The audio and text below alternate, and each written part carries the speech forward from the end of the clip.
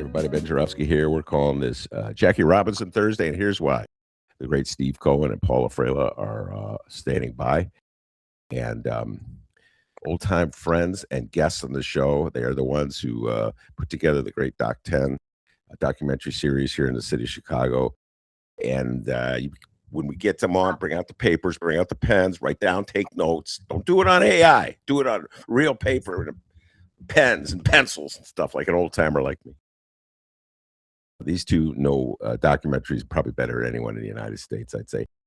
I just have to say something here. I saw a great essay written by my dear friend Kevin Blackistone about Jackie Robinson Day. And so Jackie Robinson, I'm going to just assume that a lot of you don't know sports. God help us all. They don't know who Jackie Robinson is.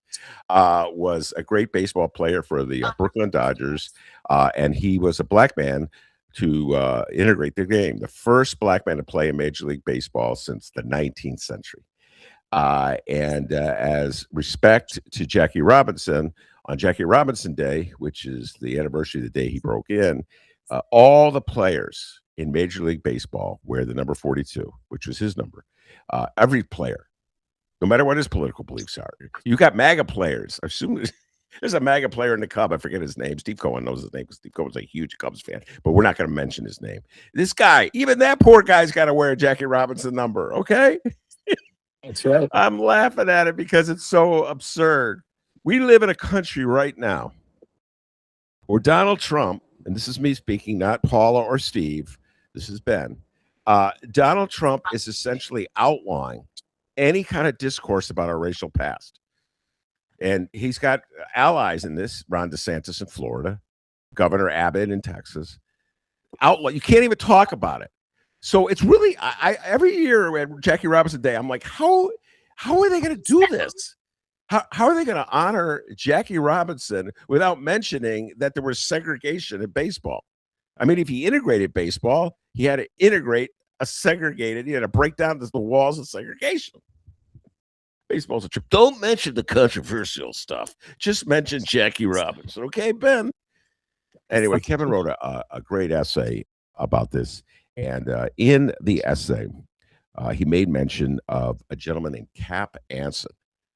Now, Chicago Cub fans may remember that name. Cap Ansen was a member of the team that became the Chicago Cubs. They weren't the Chicago Cubs in the 19th century. And he was the fiercest opponent to integrating baseball, probably of his era, which is quite a statement to make because we're talking about the late 19th century. This guy was ferocious. If boomers, think George Wallace standing in the hallway of the University of Alabama. I know Steve can remember that. Steve and I are the same age. I think Paul's a little too young to remember. I was a teenager. You were a teenager. Wow. Damn, we're getting up there, Steve. Anyway, think George Wallace standing in the hallway, blocking the entrance to the University of Alabama. And that's Cap Ansen, trying to block access of black men from playing in Major League Baseball. And he was successful. Major League Baseball, the owners of Major League Baseball, had a ban that was finally broken in 1947 when the Brooklyn Dodgers signed up Jackie Robinson. And now we honor it. And here's the curious thing. We honor it like we pretend like segregation didn't exist. Cap Ansen was a great baseball player for his time. I don't know how it translates, particularly since they didn't let black people play. So I don't know, asterisk next to his name. He's in the Hall of Fame. Here's what his Hall of Fame plaque reads. So as Steve Cohen can tell you, as a diehard baseball fan, every player in the Hall of Fame has a plaque. It's got a little picture of the player on the plaque and a little inscription. And here's what his says. Adrian Constantine Ansen, Cap. Greatest hitter and greatest National League player manager of 19th century. Started with Chicago in National League first year, 1876. Chicago manager from 1879 to 1897. Winning 5 pennants, was 300 class hitter, 20 years, batting champion 4 times. Not one mention of the fact that he was the baseball equivalent of George Wallace. Mhm. Oh my God, baseball, you're pathetic. You're as bad as Trump. Okay, just be honest. You should put it on the plaque. Yeah, he was a good hitter when the league was all white, so we don't know how he would have done against like the Satchel Pages of the world. Just saying, asterisk next to anything he did. But he was a ferocious racist who set back the course of this game for I don't know how many years. Anyway, thank you, Kevin Blackistone, for that. Steve, Paula, welcome to the show.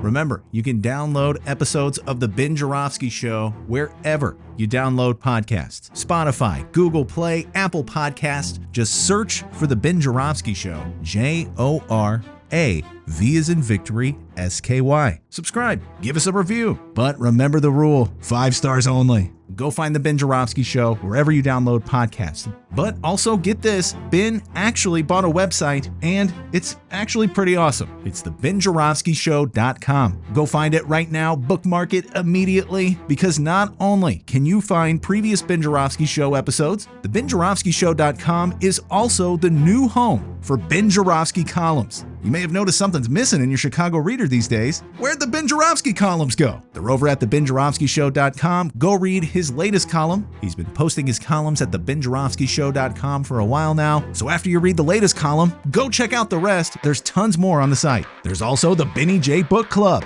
What's that, you ask? It's a book club. Ben talks about the latest books he read. Was it a good book? Was it a bad book? Find out at thebenjoravskyshow.com. And finally, The Ben Joravsky Show is now an independently funded podcast. That's right. Ben's footing the bill. We love what we do, and we want to keep bringing you content like this. We'd be flattered even if you consider donating to The Ben Joravsky Show. This operation now runs off the hard work of independent podcast producers who kindly give their time to keep this operation going. We'd greatly appreciate your support. Again, it's thebenjoravskyshow.com. J-O-R-A. V as in victory. S-K-Y. Read the columns, join the book club, and find The Ben Joravsky Show and subscribe wherever you download podcasts.